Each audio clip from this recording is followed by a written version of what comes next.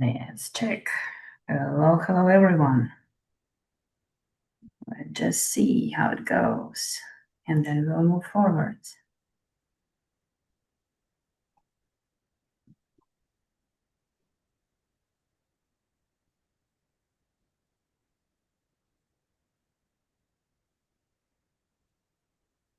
Okay, we live here.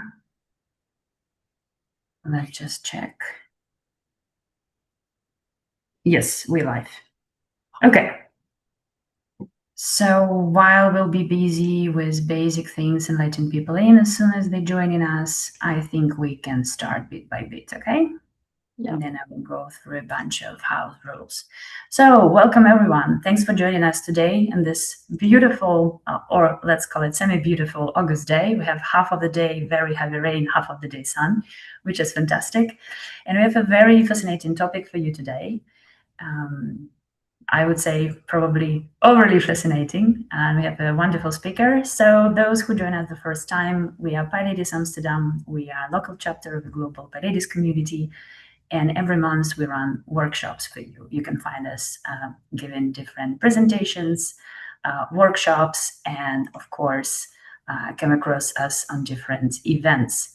And about the events, you will hear a little bit later after that. So a bunch of ground rules. In case you have any questions, let's not interrupt our speaker. Just drop them as a message in the chat. In case you're watching us from the stream, just drop it and I will make sure that I will pass it to the speaker.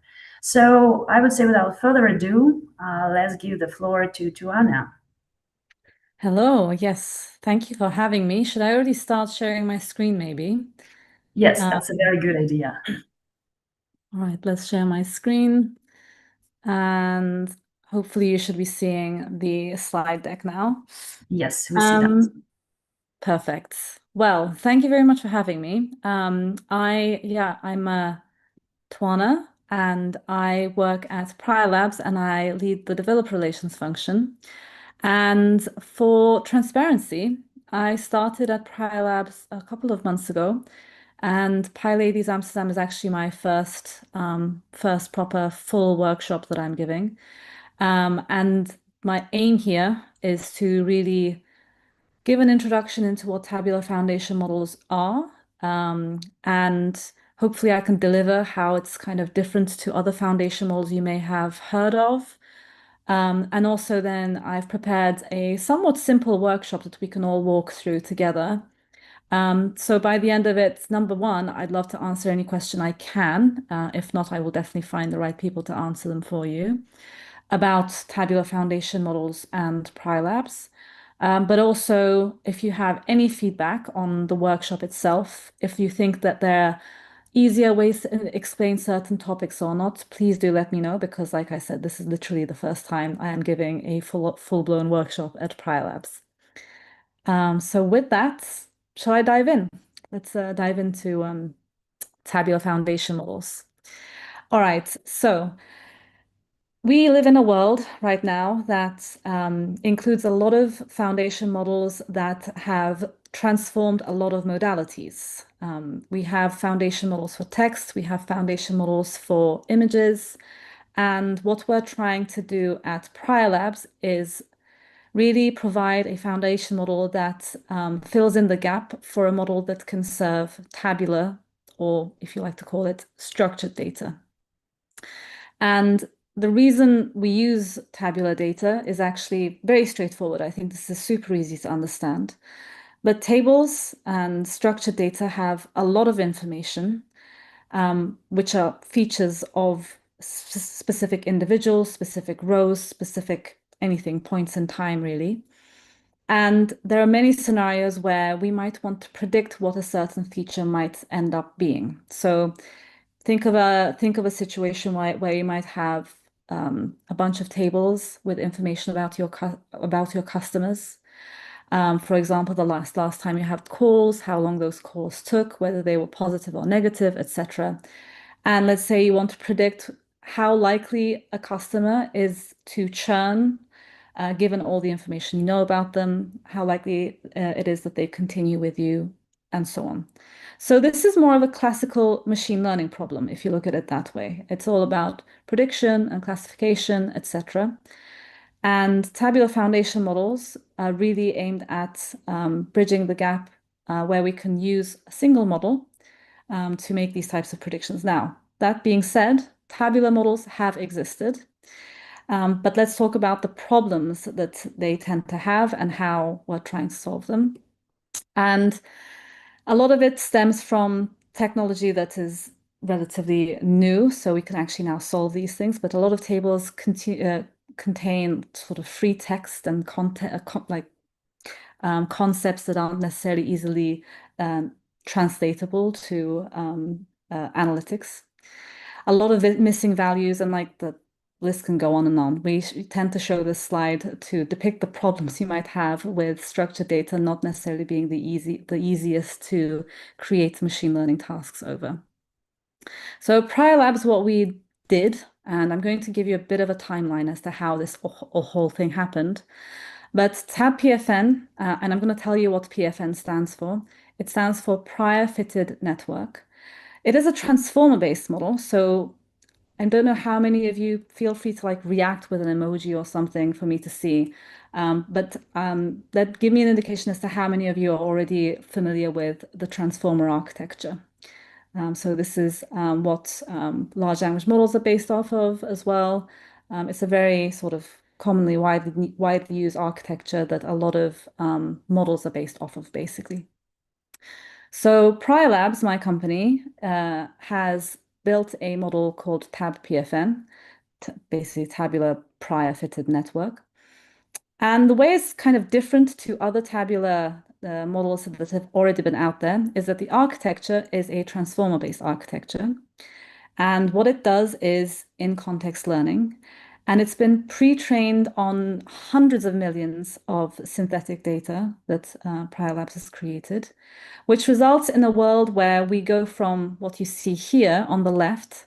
So as I mentioned, tabular models have existed for a long time, the classic machine learning models. A lot of them are based on an architecture called gradient boosting. But really what you should be guessing from this, in a way, you can just forget about this whole architecture speak. But what you should really be getting out of it is the way they operate is very different to TabPFN today. The way they operate is that every time you have a new use case or a new domain, for example, we have some demo showcases here. Let's say you've got hospital patient data and you want to have like an output of what's the percentage that they have an XYZ disease. You have transaction data about a specific customer and you want to identify which flight ticket they would get, and so on and so on. Every time there's a new domain, classic solutions would require you to fine-tune the model from scratch.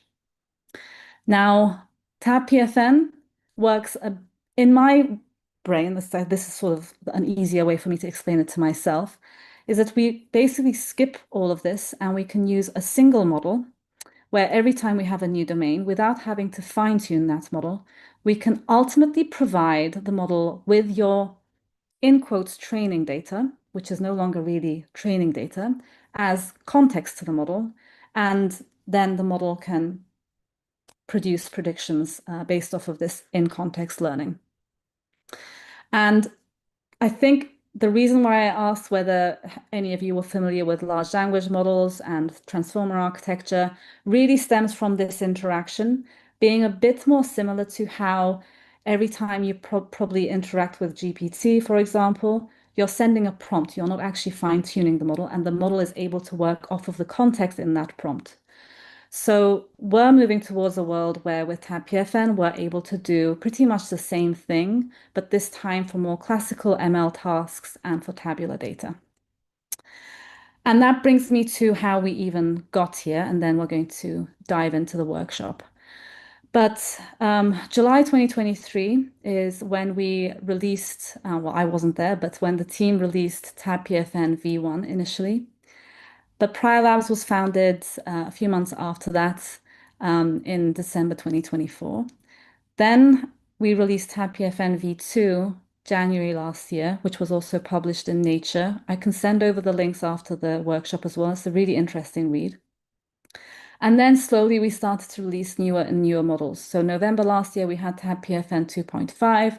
And then just a couple of months ago, a few weeks before I joined the company, we released TabPFN 3, which is going to be the model that we are going to be using today. But as it is with every new development, there are some limitations that every time we have released a new model, we've been able to overcome and up our capabilities. At the bottom, you'll see that I've mentioned the number of rows and features that this model is able to deal with. Now, again, if you're familiar with large language models, you would have come across the terminology context limits or token limit or context length, etc. Say the same way, we also have a limit as to what TabPFN can handle.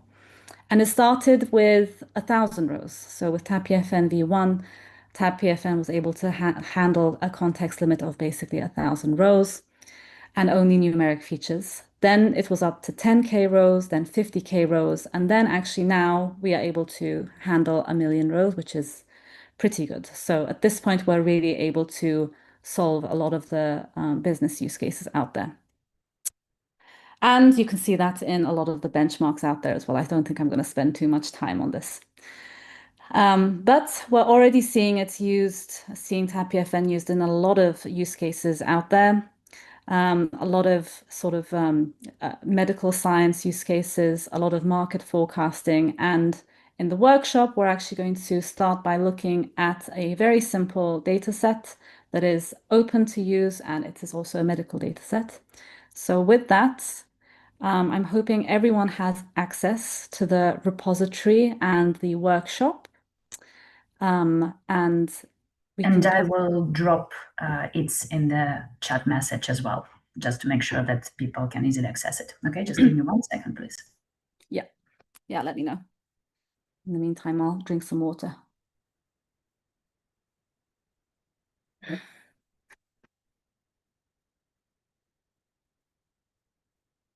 All right. Shall I continue? Yes, please.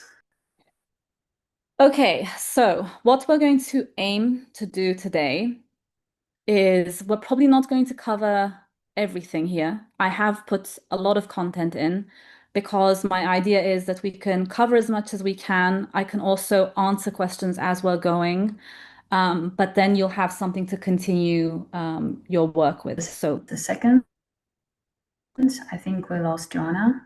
Tuana, just a second, you're back. Right now there was something with the connection. Okay, now you're back. Thanks. All right, I'm going to redo that whole segment, and hopefully it will not cut out.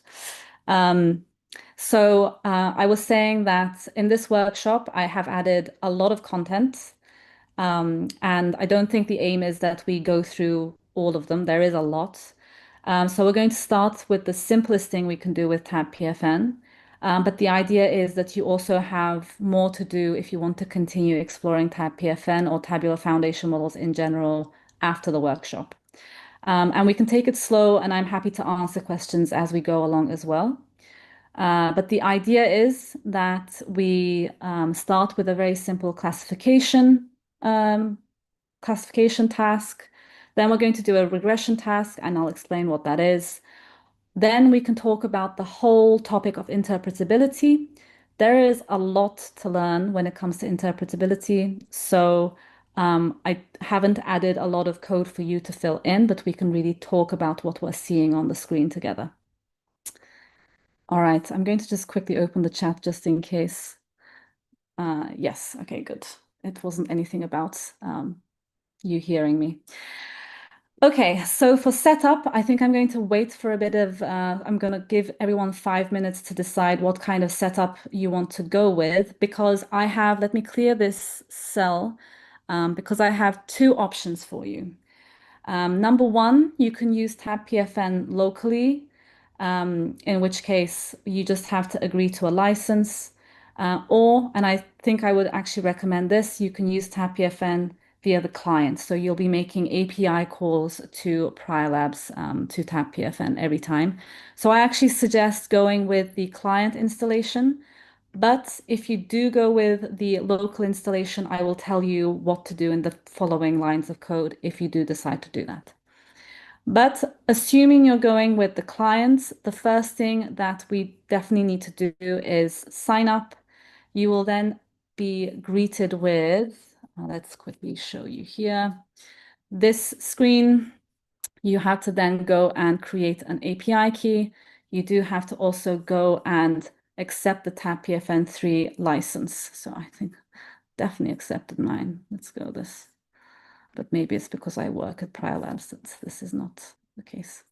All right, so definitely make sure that you accept the license, and then you'll go to API key and create an API key. You can create multiple. I've already created mine. And then once you've done that, we're good to go. And what you can do is, let me move you here. Oh, okay. Then we'll run this code, and it will ask you to enter your API key at either, if you're using VS Code or Cursor like me, it'll pop up at the top of your screen and you can enter your API key. I'm going to give maybe 5 minutes for people to do that. You will also receive a confirmation email, most probably, that you have to click before you're able to proceed. Yeah, I think it's a good idea. Let's give it 5 minutes. Sure. Yeah. Let me make sure that I can also access. Let's do this. Yeah. Oh no. I'm just going to, yeah, I'm going to stop sharing my screen and create my own API key from scratch too. You see, everyone utilizes their 5 minutes to the fullest.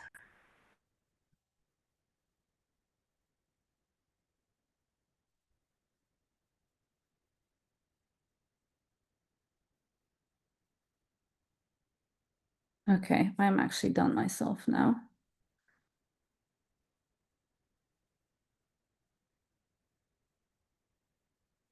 All right, Una, maybe let me know when I can safely continue. There are 3 more minutes.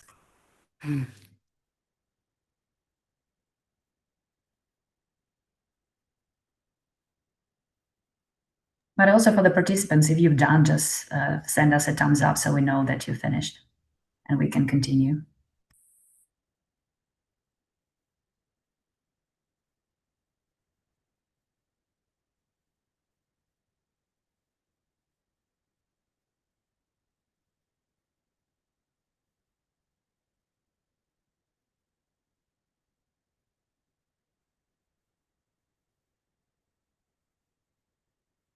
It'd be so nice if PDF would actually display in Cursor and VS Code, then we could do the presentation in here as well. I think it's doable. There should be 100% something, some kind of script for that or extension. Okay, I got 1 thumbs up.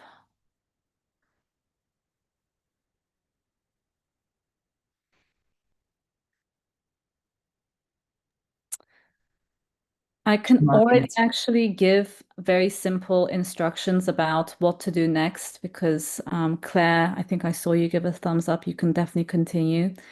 Depending on what you decided to go for, I'm guessing it's client.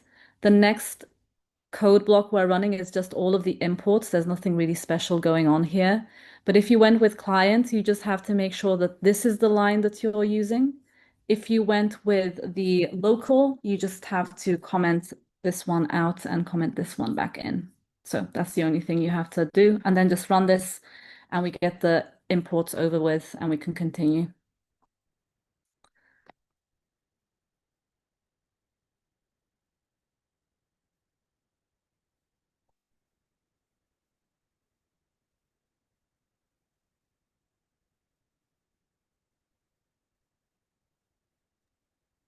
One minute.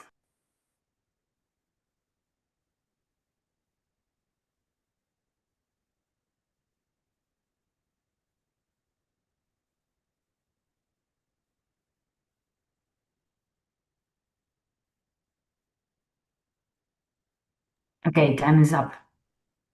Okay. All right, let's continue. So I'm going to repeat what I said to Claire. If you have decided to go with client, the next thing you have to do is just make sure that you're importing the classifier and regressor from TabPFN client.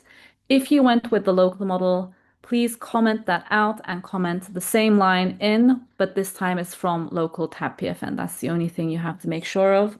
What this next line, this block of code is doing is just importing all of the things that we're going to use throughout the workshop so that we don't have to worry about what we're importing. I'm sure I've made a mistake somewhere and we will have to import something from a code cell, but this is everything we'll need for the remainder of the workshop. Now, I want to give a quick bit of introduction as to what we mean by in-context learning. Ultimately, what I want everyone to get out of this is that TabPFN is a transformer model pre-trained on millions of synthetic tabular data.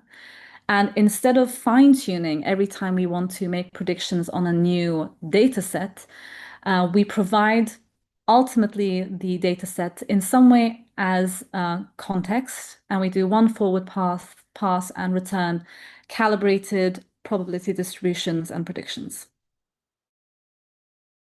However, I also would like to ask, and I'm seeing only the people in Zoom here, I do realize this, but could people give me a quick show of hands if you've heard about scikit-learn before or sklearn before? If not, okay, we have one person, but I am going to give a very quick intro in this case. So scikit-learn is a very widely used machine learning library.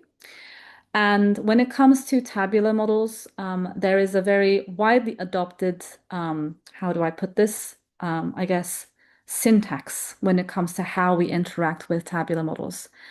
And two of the most important methods, I would say, is called fit and predict. And what we did with TabPFN is we definitely wanted to make it very easy for everyone using sklearn to be able to bring TabPFN into the architecture as well. So we also adopted this syntax. So every time you see fit and predict, it's not because we're doing exactly the same thing as other tabular models are doing, but it is because we definitely want to adhere to the syntax and make it super easy for people to adopt TabPFN. Normally what happens when we call fit is that, and I hope I'm going to be phrasing this right, a model's weights are updated, i.e. we fine tune on the data that we are fitting the model with. That's not exactly what's happening with TabPFN. Technically, we could just run fit predict in one line, but we've adopted the syntax. So you can also think about .fit as our way of telling the model, here is the context, here is the training data that you should use as context. So with that now done, let's start with, and you can run this cell. We're just going to be starting with importing the data set we'll be using as an example. So we are going to be using the breast cancer data set. This code cell is complete for you. It's just for you to have a look into what we have here. So we have two labels and we have lots of data on patients, and we have a lot of features, for example, radius, texture, smoothness, etc. A lot of medical terminology that maybe not all of us understand. But we have a lot of individuals here with results from various scans they may have had, etc. And we ultimately have two labels. So we have 30 features, so ultimately 30 columns that are describing certain things about that individual. And we have two labels. So the labels are malignant or benign. So every time, every row indicates whether there is a malignant growth or a benign growth for this individual. And I've just printed these out so you can have a look at what it looks like. And these are three random individuals here. So you can think of these as their IDs, 226, 444, and 27. And these are all of the features we have for those individuals. And given those features, we also know what the labels are. i.e. what the prognosis is, and we can have a look. 444 and 27, they have been labeled as malignant. 226 has been labeled as benign. So what we're going to be trying to do is use TabPFN to predict whether an unseen individual would be classified as malignant or benign for breast cancer. So what I've done here, and you can use this code in the next bit where I will ask you to go ahead and try it yourself, is I have narrowed the scope down to only 50 cases. And I've also done something a bit, I've cheated slightly, because normally the terminology when it comes to this is that you'll see X train, Y train, X test, Y test. Usually X stands for features and Y stands for labels. And we just have, we tend to split up the data set into the data set we're using for training. So both features and labels specifically for training. And then also we want to make sure the model is good enough. So we want to test the model, and we also keep some, and we call it for testing features and labels for testing as well. Now, because this is TabPFN, and this is something that I've done very speculatively, and I hope it works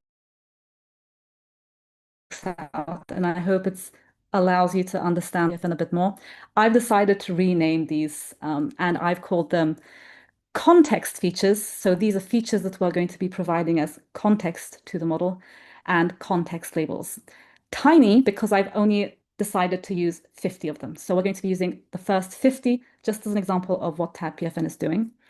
And then I initialize the TabPFN classifier. And this is where you'll see the scikit-learn compatible syntax. We're telling our classifier that it should learn how to predict based off of our context data set. And our context data set is the context features and the context labels. We say that, and then I've just kept the query features from before, and we're going to see what the predictions are. So you can run that, and you'll see the fit and predict happening. And then you'll see that I've just printed out a data frame here, and we have random individuals. You can see what the predicted value was. You can see what the actual value was, and we're very lucky in this particular print out. Everything seems to be a match. So I'll let you run that. And in the meantime, if there are any questions, I think I'm going to wait here for a couple of minutes. So Una, feel free to deliver any questions if they do pop up.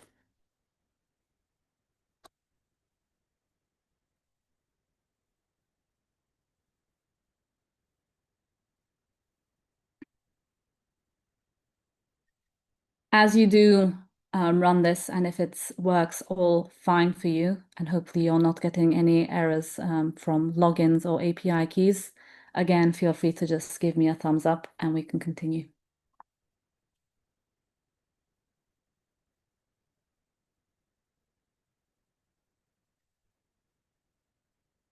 All right, I see one thumbs up. Great.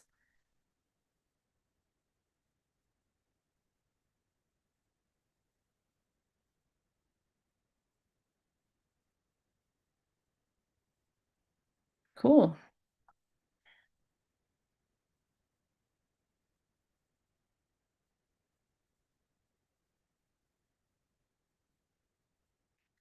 Okay, I think I'm going to declare victory here and go on. Yes, let's continue. All right. Okay, so the next bit is actually going to be your turn. So your aim is going to be to get TabPFN and make it into a model that is able to predict whether a specific set of features would be classified as malignant or benign given the breast cancer data set.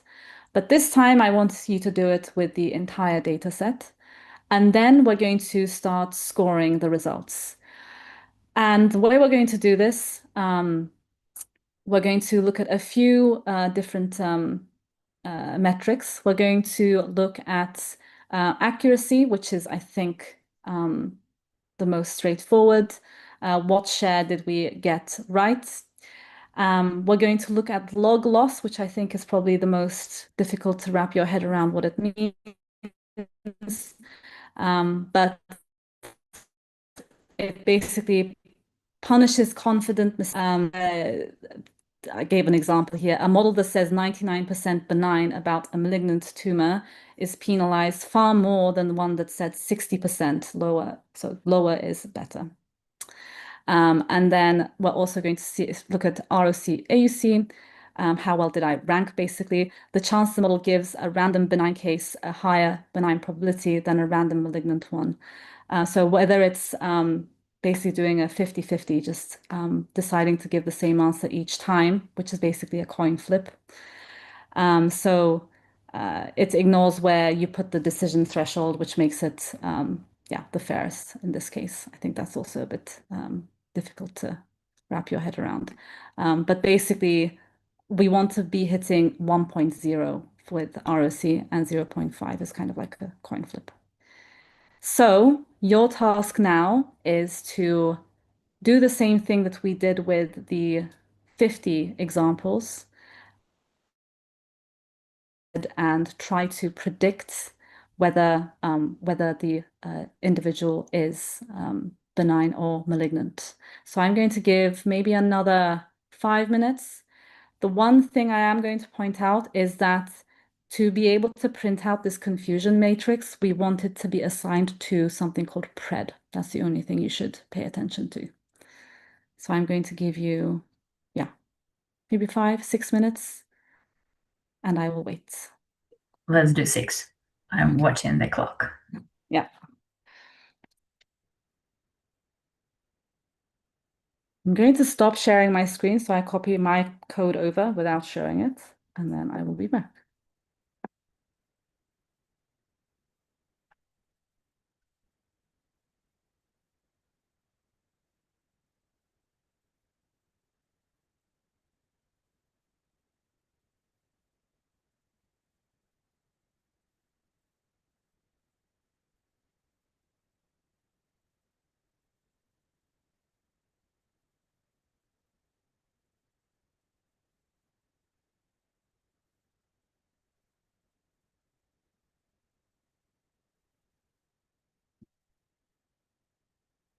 Maybe another thing that I could point out here is that we had already split up the data set into context features and labels and query features and labels.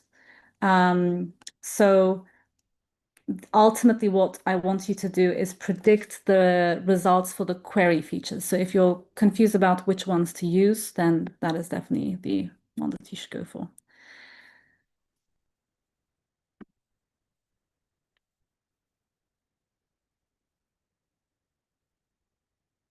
The other thing is, and I think I should probably go over this again because we kind of glossed over it. Yeah, I realized that I forgot to give an introduction into this. There are 2 types of predictions that you can make here, and I've actually asked you to do both in the challenge.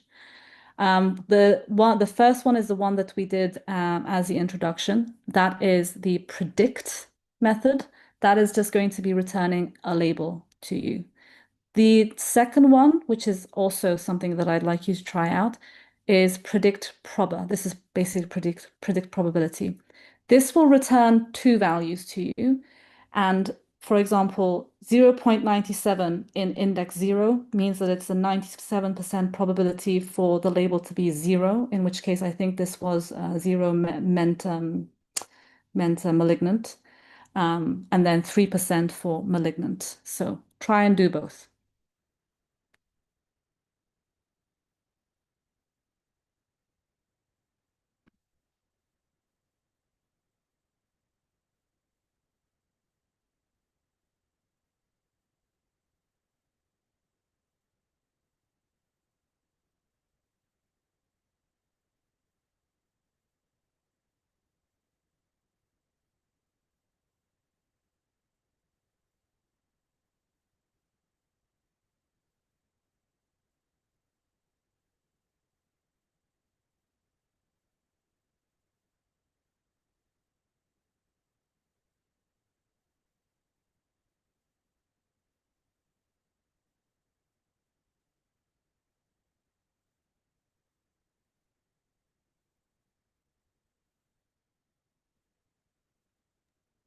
3 minutes.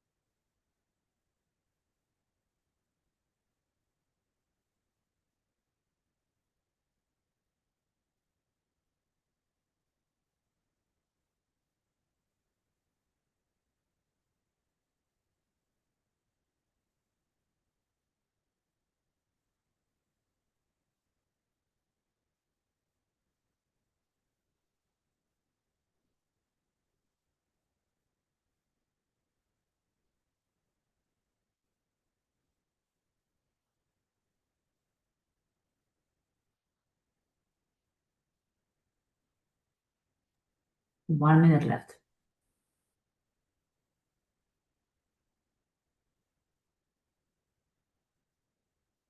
I like the countdown.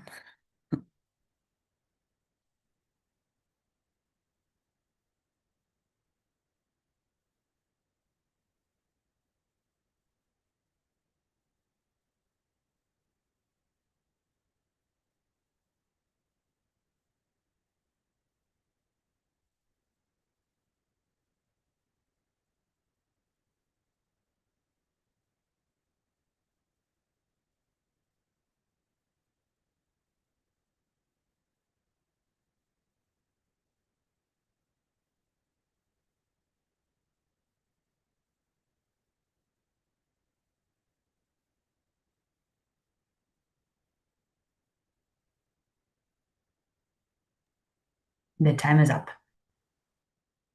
All right, I'm very curious. Has anyone been able to print out the first confusion matrix? Let me know if you have any thumbs up. Let me know. But we can start with the following. What we had to do was, okay, I'm really happy that I got one thumbs up. We had to initialize the TabPFN classifier. We had to then fit the model, i.e. provide the context with context features and labels. And then we had to make a prediction, which was classifier.predict with the query features, because we're trying to get to the query labels. And then I already had a matrix set up for you here. And then you would have had predictions, and then here we are. So what we're seeing here is that from the malignant individuals, there were about 101 of them predicted malignant, but then 5 of them predicted benign.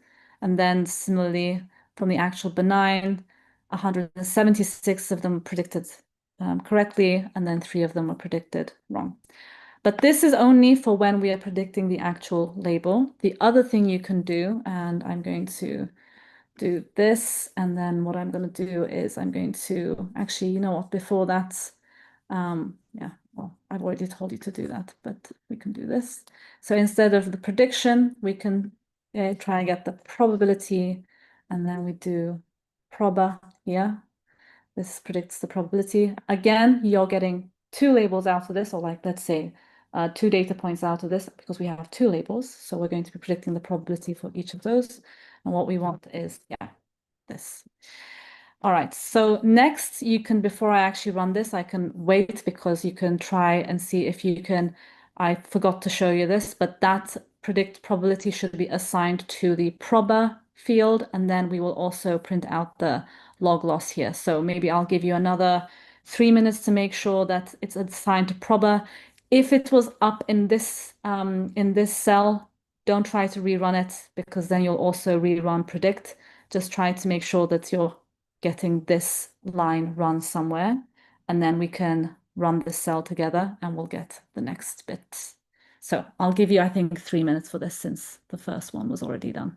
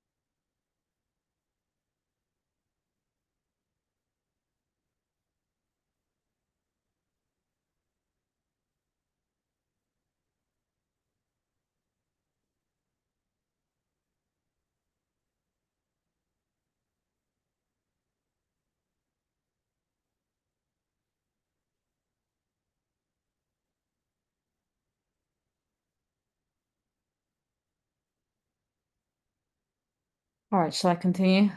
Not sure if we've had 3 minutes yet. Not yet. Give it 1 more minute. Yeah.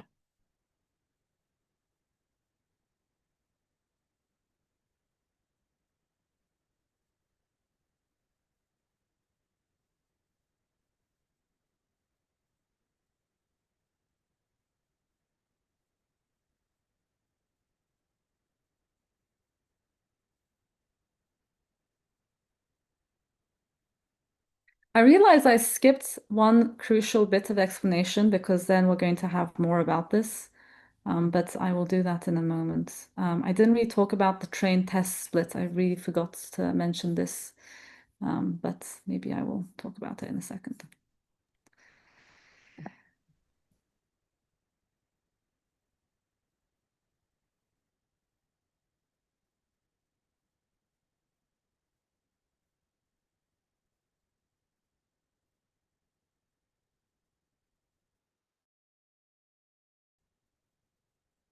Okay, the time is up. Okay, hopefully my code block runs without any issues. All right. So log loss is an interesting one. It penalizes the metric basically penalizes when a model is confidently wrong. I think the way I kind of explained it, I explained it here like sort of a malignancy is not the same kind of mistake as a false alarm. That's kind of how I picture it in my head. But here what I did is I looked at all the probabilities, and what we're seeing here is the individuals where the model ends up being the least confident about. So here you can see that the models are really, the probabilities are really on the borderline. So individual 238, the probability for it being benign is 48%. And then the probability of it being benign in this case, well, in this case, I guess the actual is actually benign, but this would have then, if we went with prediction, it would have gone to malignant. Here, the probability of it being malign is just over the border, 52%. So it would, if we went with direct predictions, it would have been marked as benign, but the actual is malignant and so on. So this is the type of results you get from predict probability, which in a lot of use cases is actually a lot more useful than just making a final label prediction. The next is kind of fun. This one is just for you to see what happens the same way where I'm sure you've all of you have heard about context. There's a lot of talk about context engineering, a lot of talk about the right amount of context for large language models. Very similarly to large language models, it also really matters the amount of context we give to TabPFN. So in this next exercise, we are going to try to see what the effects of increasing the context size when we're training the model is. So here I have a couple of examples. We have the context size of 20, 50, 100, and 200. So see what happens if you were to fit the model with those different context sizes, and then see if you can print out what the accuracy would be if you were to just make a predict request. If you also want to make a predict probabilities, then you can also print out other things like log loss, etc. So I think this one requires a bit more time. So let's maybe go with 7 or 8 minutes, and I will be back with my code. Let's do 7 or 8. No, let's do 8. Yeah.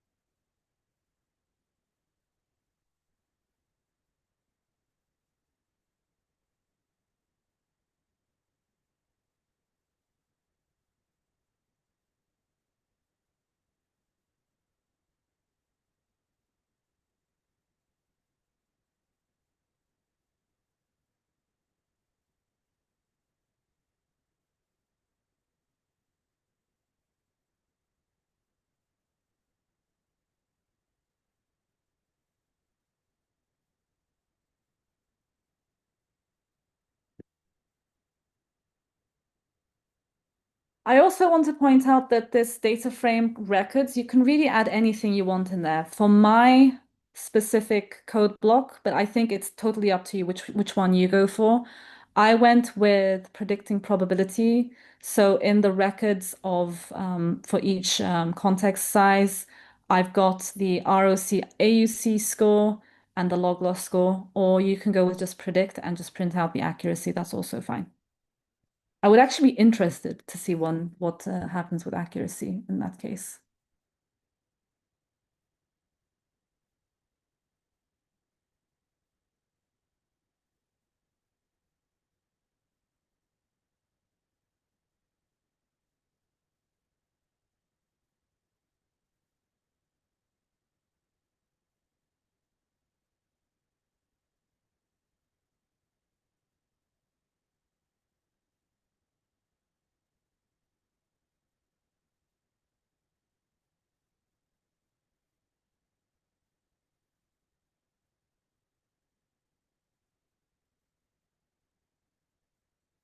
And because you're going to be fitting the model a few times and predicting a few times, it's also natural for it to take a bit longer. You're going to be making quite a few requests to the model.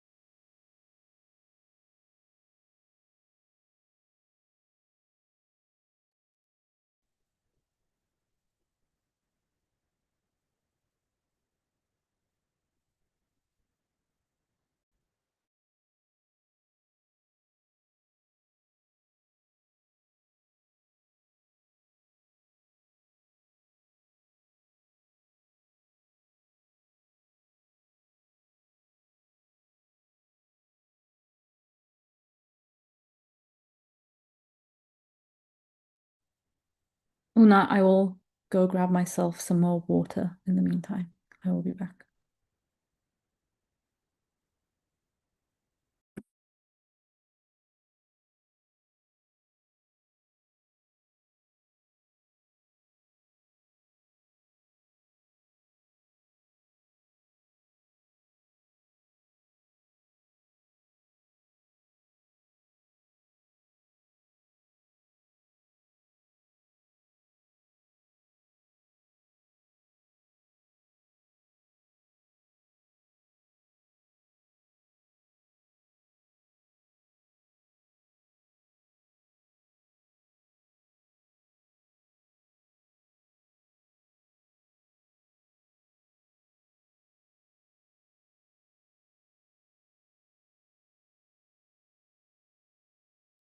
Okay, you're back and the times is up. Don't forget to unmute yourself.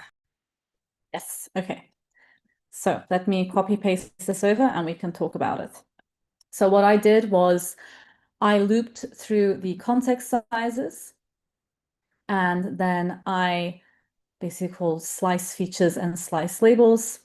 And I took the context features from that many of the length, basically that many in specific cases. Then I initialized my classifier, fit the model with the slice features and labels. In my case, I decided to go with predict probability. Again, you could have picked. And then I went with some records, and I'm going to show you how that looks in a bit. You can do anything you want here. It just prints out a data frame based off of what you have.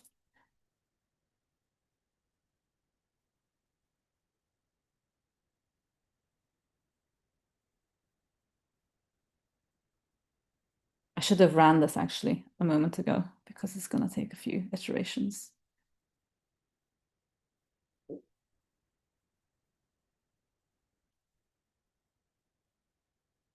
Okay. As a reminder, we want ROC-AUC to be as close to 1.0 as possible. And we want log loss, which is a penalty score. We want as little penalty score as possible. What's cool to see here, with only even just like 20, the ROC-AUC, we already start off pretty strong, but it gets better and better and better. And then we also have log loss here. But I would be interested if anyone was able to do this with the predict rather than predict probability. So give me a thumbs up if you ended up doing that. This final plot is just a fun one. It's just to show you what happens with context size growing. You can just run that. There's nothing to fill in here. But you can see that, again, even at the bottom end, we're not a 0 here, where it's nearly 1. So we're already starting off pretty strong. And the ROC-AUC is growing as we grow with context length. Okay. I think we're ready to do regression. Is there any questions? Are there any questions that came through for classification before we continue? I think I'm going to take that as a no. I think no from YouTube so far. Yeah, I think let's move forward. But before moving forward, you also mentioned that you wanted to share something about train test split. If you can Yes. get back to that to finalize this part so we can move forward. Yes. Where is that code block? Okay, something that I really glossed over. I didn't even clock that I didn't do this. But when we first loaded the breast cancer data set, we used a method called train test split. And here you provide the data, but most importantly, we also provide the test size. This is where you can also play around. So we basically, what we did in this case, which is, I would argue, not the standard at all, but we split the data set in half and kept half for testing and half for training. In a lot of cases, you might want to reevaluate this. So we could have also said 2% only for testing, 80% for training, etc. So our context features and query features that we started with was still a relatively smaller chunk. And I kind of did this on purpose because then we're working with a smaller data set to begin with. But we have a lot of query features and query labels to work off of. So that's something that I kind of glossed over and didn't even mention. But yes, we can now continue with regression. So classification is, I would argue, the simplest way to get started with any tabular model. But regression, things start to get just a bit more interesting. Regression is really about predicting a number. So with predicting a label, we're predicting if something is white or black, malignant or benign, or we can even do that for multiple labels. But predicting a number is a bit different, so we can't actually have the same types of evaluation metrics either, because we're not looking at whether something is A or B or C, we're looking at whether it's close enough to what the actual number should be. So ultimately what we're doing with regression is we're predicting a number. So how much would something cost? How long would something take? How many of an item would they be ordering? That kind of thing. So we're going to be making predictions over, again, this is a healthcare example, but we have 442 people with diabetes, and they've all had checkups, and we have a lot of information about them. We have BMI, blood pressure, cholesterol, etc. Now, I'm not suggesting any of us should understand what these numbers mean because I don't, or maybe we do have some doctors here, but I'm certainly not one. But there is a number, a label that we're going to be trying to get to, which is a scale that indicates whether a person's disease has become worse over time and at what degree. So the higher that number is, the disease has become that much worse. The lower that number is, it's still worse maybe, but not as bad. At least that's my understanding. So we're going to be trying to predict that particular number. And for this, again, we can't really think about it in the same way we think about regular classification because it's not an A or B answer. We're going to be using two completely different evaluation metrics, and they're called root mean, oh, this is a mouthful, I always struggle, root mean squared error. So basically, how far off am I? So for example, if the prediction was meant to be 100 and I'm 99, I predicted 99, that's not the same as me predicting, 200. And then R squared, how much variation did I explain? So on a scale from 0 to 1, 0 means your model is no better than always guessing the average. So we can always have a model that is able to get perfect, great RMSE scores because it always predicts the average of what that number could be. So we're going to do that. And to start off with, this code block, you don't really have to do anything. I'm going to show you what the features look like. What I've also done, and this is actually, I pulled it from one of my colleagues' cookbooks he created. I'm going to be changing the names of some of the features so that we have a better understanding of what they mean. He did a lot of work to figure out what each of the features were. So we have blood pressure, total cholesterol, blood sugar. I don't know what these are, but I think at least these are a bit more readable. And what I've done in this case, which is why I wanted to show you what it is I've decided that the test size is 2%. So 80% will be allocated to context, feature, and labels. So we can do that, and we can have a look at what that is. And hopefully that is easy enough to run. I'm going to give you a minute to look at what the various features are, and then I will continue on. I'm going to give you maybe 1 minute. And we have two very nice questions which complement in each other. So these two questions are in Zoom right now. That comes from Claire, and there are they are consecutive questions. So what do you prefer, me reading it out or you just read it on your own? Let me have a look. Yeah, take a look. There are two of them. The first arrived at 6:56, and then there is a second one at 6:57. Thanks.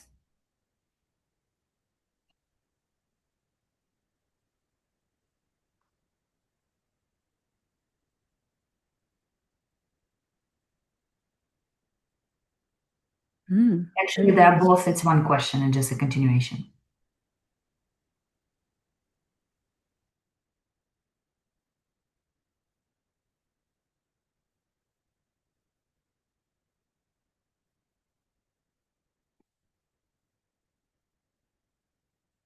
I think there are actually two questions looking at this.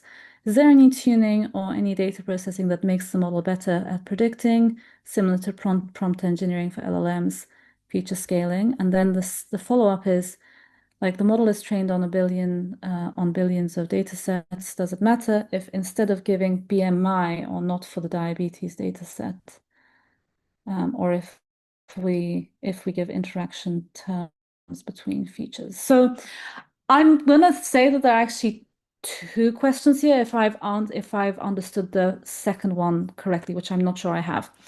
I can answer this now. I think they're good questions because We're actually going to come to a specific bit where we're going to be talking about doing some, in quotes, tuning, I suppose. TabPFN or Tabular Foundation models like TabPFN, they're actually great at really being able to generalize without doing much. So a lot of the time, you do not really need to do any feature engineering or anything like that. You just have to provide your data set and fit the model with that data set, i.e. provide it as context. On top of that, TabPFN, we've also found that it deals pretty well with a lot of problems we encounter with tabular data, like missing data, for example, features that are more conceptual. In this case, please raise your hand if you do not know what an embedding model is, but we do sort of semantic understanding of text features, etc. So all of that is pretty much handled. If we have some time at the end of this workshop, I am going to be talking about a specific implementation or use case of TabPFN, where feature engineering is quite important. And it's a very funny story because TabPFN wasn't necessarily designed or trained for this specific use case, and that is time series. So time series data is pretty straightforward. We have timestamps and then we have values for those timestamps, yeah? It turns out if you were to treat time series data as tabular data, TabPFN actually does really well at forecasting time series. But what we see for this is that sometimes it makes sense to do some feature engineering on top of it. So instead of just having timestamps and values being labels in this case, we expand the data set to include more information about that time. So for example, it can be seasonality, time of year, month, etc. So there are situations where you might want to do some feature engineering and expand the number of features there are. Hopefully that answers your question. It is in a way kind of like, yeah, how you would think about prompting an LLM. Okay, cool. I've answered your question. The second one, I wasn't sure what you were trying to say, because yes, it is pre-trained on billions of data sets. But still, if you want to be making a prediction based off of like specifically a diabetes prediction or a breast cancer prediction, you still have to sort of prep the model to know about your data set. The way we sometimes explain it to people is that instead of training the model, we're every time teaching the model how to learn about your data set. So we've already taught the model how to learn about data sets. We just have to provide the data set to begin with. So you would always have to provide the data set. We also have a very nice question, and we'll read it to you because it's coming from another place. So the question is this model open source so everyone can have access to it, or it's only for Prior Labs? It is open source. Technically, it's open weights. It is licensed, so you can use it. It is fully open source. You can use it locally as well. The only thing is that we have a license that you agree to, so a non-commercial license, but then you can go ahead and use it for anything you would like. That's what we're basically doing here as well. Thank you so much. I think we can now go ahead. Okay, so if you have run this cell, you will have been greeted with this wonderful view of individuals where we have age, sex, etc. As far as I know, we may have to check, but as far as I remember, this particular data, yes, I had a quick look, but as far as I can tell, the sex column is undocumented. So there's 1 and 2, but we don't know if 1 is female or male or 2 is female or male. So this is weird. We are not going to be making any assumptions there. So it's going to be 1 and 2, just so you know. And we have a bunch of data like BMI, blood pressure, etc. We're not going to be taking notes for this meeting. And then I've also appended what is happening to these individuals. So progression in 1 year, this number is 85. my interpretation from what I read in the about the data set explanation is that there is less of a progression, but this individual is 137, there is more of a progression, and so on. So we're going to be trying to predict the specific progression index for each individual. And what I want you to try to do here is, this time I haven't pre-prepared code like we did for classification. Now you're kind of on your own.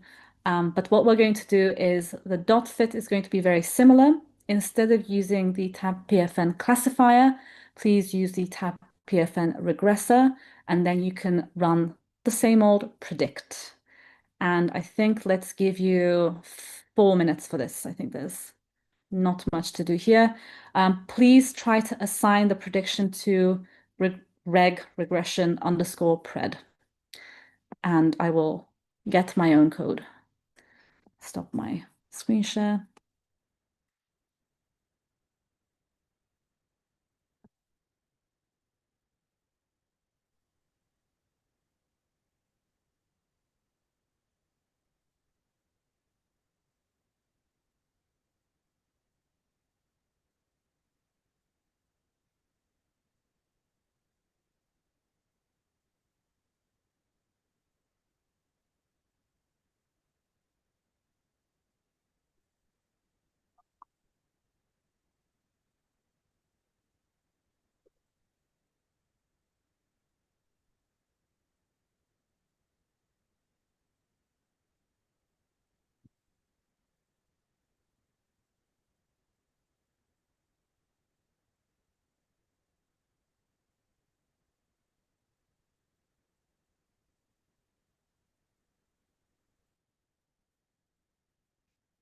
What I'm doing with the rest of the code block is really just printing out what the RMSE and R2 scores are.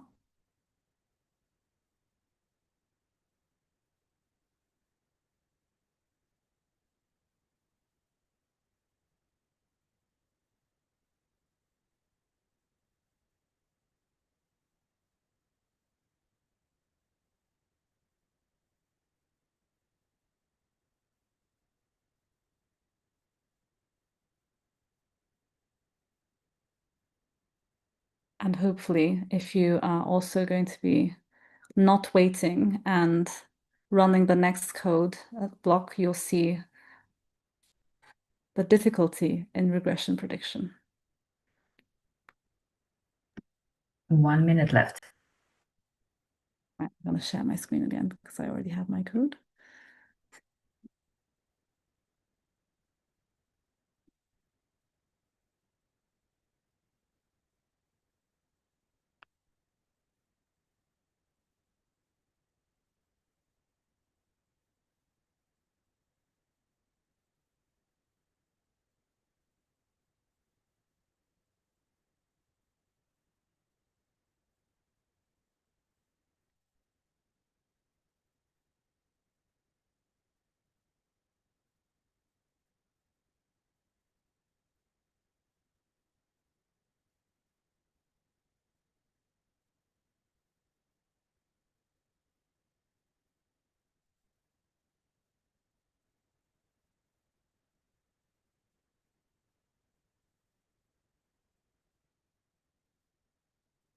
The time is up. Let's continue.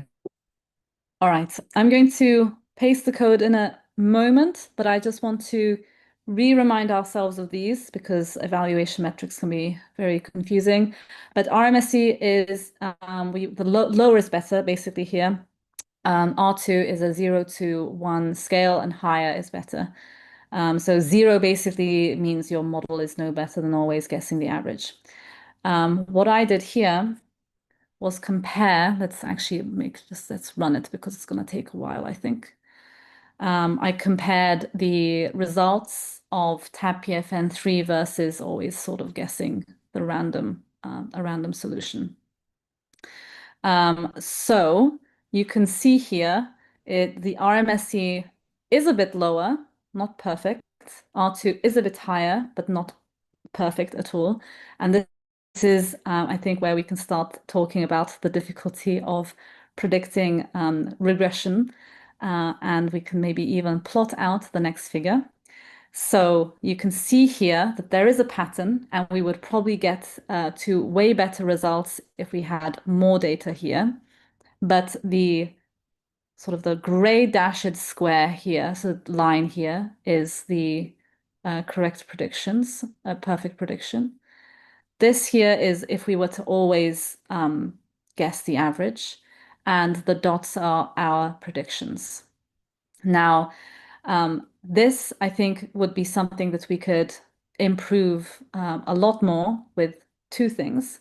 Number one is by having more training data. And number two, and this is something that I think I added a very short introduction to at the end, but you can definitely try out yourself. And it's only available through the client. It's not yet available locally. But we have with TabPFN-3 a mode that we call thinking mode. You can think about it as a way where you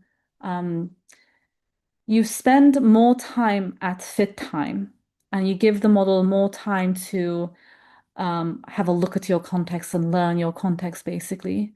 So you spend a bit more time during fit, and then with that, you get better predictions and better output at the end. So you could, in this particular scenario, you could decide to try and see and give that a go, whether that improves your results as well. Next, I want to talk about interpretability. And this is a very dense topic, I would say. But ultimately, what we're doing with interpretability, or sometimes we call it explainability as well, is that, and this also comes with scikit-learn, there's a lot of interpretability features with scikit-learn, is that we try to see why the model predicted a certain output, or what features contributed to that output. For example, if we were to talk about the breast cancer data set we already saw, we have predictions as to whether it's malignant or benign, etc. And there's a lot of features that contribute to that.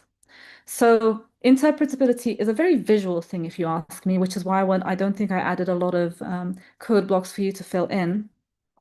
But what we do is we can have a view into in what cases, with what features being what values, was the prediction pushed to being, for example, malignant or benign. In this case, I'm actually going to be using yet another data set because I think it's maybe a bit easier for us to understand what the features there are. It's called Heart Stat Log, which lists various sort of health features per individual and labels them as to whether they have heart disease or not.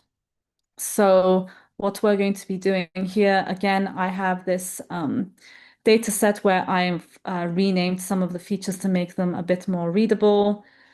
This case, we do know female and male, which ones they are. And I think there's not much for you to do here. What I will say is that because the nature of interpretability is to have a look at all of the predictions in all of the scenarios. What we're going to be doing is we're going to be running fit quite a few times.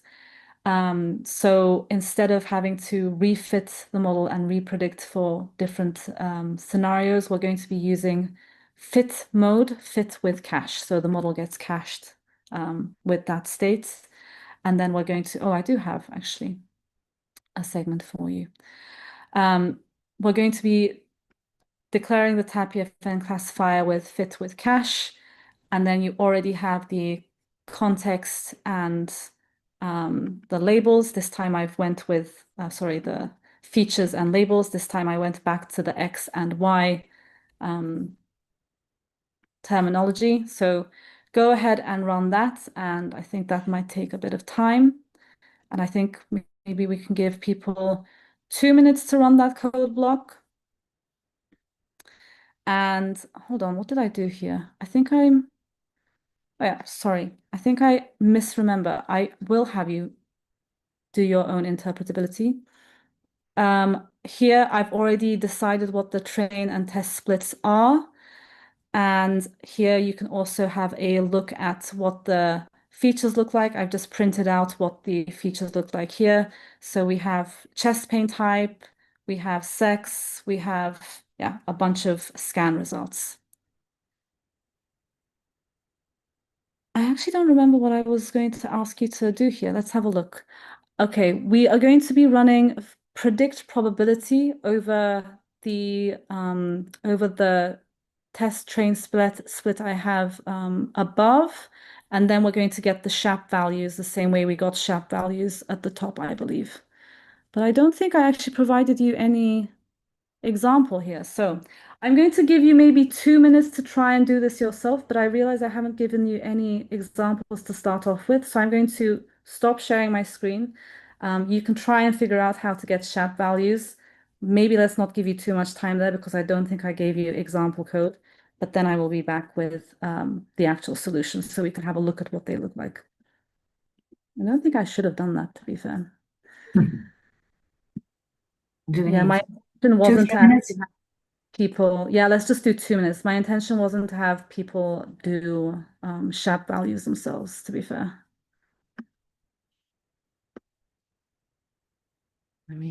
Yeah, I've prepared the predict with fit cache, so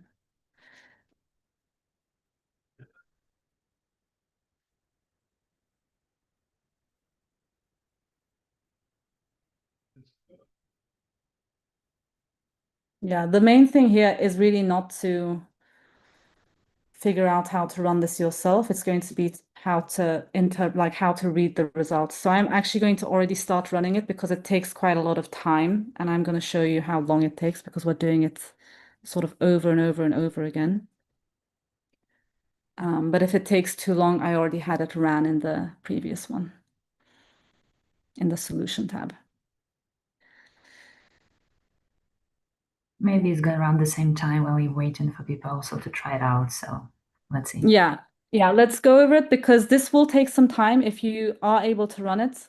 I'm going to show you what I did. Basically, I ran predict probability over, I created like a function called predict. I should have really just provided you with this code. And then we're getting the SHAP values, and then we're running that predict over and over again. Basically, that's what we're doing. And what we get out of it is something that looks a bit crazy, and I'm going to go out and I'm going to show you what this basically tells you. So here you see a bunch of, well, it's a multi-dimensional graph here, but what we're seeing here is, let's move you out there. What happens when the feature value is high or low, and what that results in being. So if every dot is basically a patient, and towards the right, where it's being pushed towards the result being yes, a disease exists. Towards the left, it means yes, no, the disease does not exist. So, for example, let's look at something that might make sense. Blocked vessels. So blocked vessels, as you can see here on the right-hand side, we have more reds. So that means the blocked vessel value is quite high. This kind of tells us that a high blocked vessel value is pushing the result to be yes, the disease exists, more than it being low. Actually, it's very clearly blue on this side. So if there are blocked vessels are a low value, we can kind of infer that this individual is probably going to be predicting no disease exists. I don't want to really put out many assumptions about heart disease out there, but this is what we're trying to see from interpretability results. Something that I've found interesting as well. The value of sex here, we had 0 and 1. 0 being female, so a lower value for the feature, 1 being male. Very interesting to see already that being male pushes you more towards heart disease versus being female. So this is what we're trying to get with interpretability. There's a lot of things you could do. Here we have a view of how different feature values impact the result in various ways. It's not necessarily a rule, but it's a good way of having an explanation as to why a prediction was what it is. All And right, I let's. have a quick announcement. So we have 9 minutes left at all. So think about what would be the best way, what still you want to share, maybe leave explainability further to investigation, and a little bit just scratch upon the surface of time series, or you want to do something different. It's up to you to decide. I think I want to quickly mention what the rest of the explainability Yes. features are showing you, just because I think they're interesting to look at. So if you go ahead and run the rest of the code blocks, you should be getting graphs like this. And what I've done here is I've gotten the results for the highest risk prediction individual, the lowest risk individual, and sort of like a median risk individual. And these graphics here, what they're showing you is what features pushed the result to be what it is for that specific individual. So the previous one, we saw all of the patients in one go. So in this case, we have an overview of what blocked vessels might mean for someone. But then here we're seeing specific individuals. So I just want to explain what that's doing. So here I think we have a borderline patient and so on. You can also get like a patient with really low risk and try it yourself as well. I think the next one I can also just quickly go through because this was already an advanced topic, so I wasn't sure whether we would do this at all. But I got I think it was like a CO2 data set. Yeah, so monthly atmospheric CO2 data. This is a time series data, so we have timestamps and values. So I've printed out what that kind of looks like in the data set as well. And what we did in this particular case was we used an extension to TabPFN. So we have a time series forecasting extension to TabPFN, where we look at time series as a tabular problem. And what I tried to do was I basically took the COT data, split it in at one point so that we could also test whether our model was good at forecasting future in quotes, atmospheric CO2. And I ran it through the TabPFN time series pipeline. And then hopefully you'll see this. And here we have it. So we have here the history. This is where we cut off the what the model saw as context, if you will, as training data, if you will. Then in sort of like purplish gray here, you see the actual future. And then here we see TabPFN's prediction. I think there was only one block for you to fill in here, but I can already show you what that is. So we get the forecast and we give it like a prediction length so you can decide how far into the future we want the model to make predictions. And then finally, since we have 6 minutes and I want to spend some time on questions if there are any, this was something that I very briefly mentioned in the regression section. This is all about thinking mode, I believe. So TabPFN-3, when we released TabPFN-3, we also released thinking mode, which spends more time during fit. The model spends more time learning about the data set. And that results in better accuracy. So you exchange time for accuracy at the end of the day. All right, there is actually one final thing that I wanted to talk about because I feel like a lot of people are used to using and building agents these days. And we also noticed that because agents and LLMs are so impressive in what they can do, a lot of the time we also confuse what they are meant for. And what I'm really trying to educate people into doing is when you have structured data or tabular data, and your agent's tasks should be to, if you think about it, ultimately make predictions or classifications over that data. We are really trying to make it so that we're trying to educate people that models like TabPFN and Tabular Foundation Models are a great addition to agents as a tool that the agent is able to run when the task requires it. And the only thing I want to leave you about that is the TabPFN MCP server. So we already have a hosted server. You can provide it to Claude Code, Claude. It is able to fit, it is able to predict, and so on. And I think with that, we have 4 minutes. So if there are any additional questions, I would be more than happy to answer.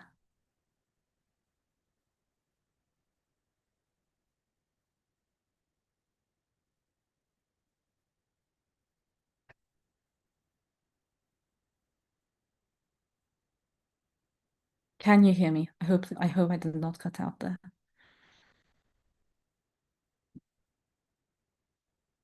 No questions here. Okay. Well, thank you very much, everyone. I would love to hear whether this was a easy introduction to tabular foundation models and whether you think I was able to deliver what they are and what they do. And if you have any feedback in how the workshop is run, I would also be very interested in hearing that.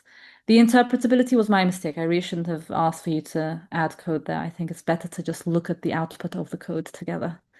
Una, I saw you go, you unmute yourself and then you muted yourself again. No, just unmute myself. So let's wait. Yeah, for like any feedback, you can deliver it in different ways. You can deliver it directly to Tuana.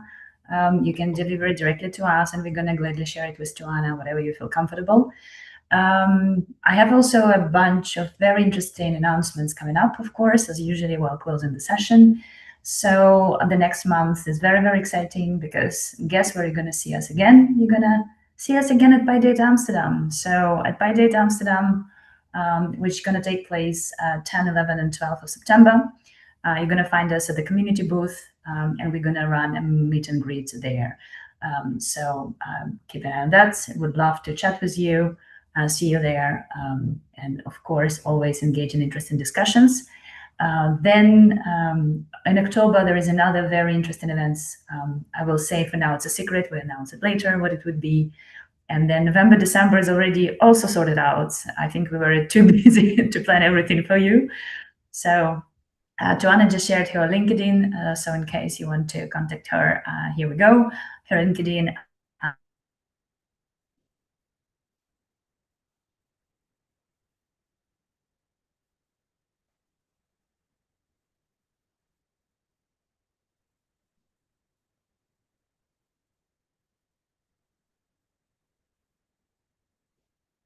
And premium YouTube, then you can do that.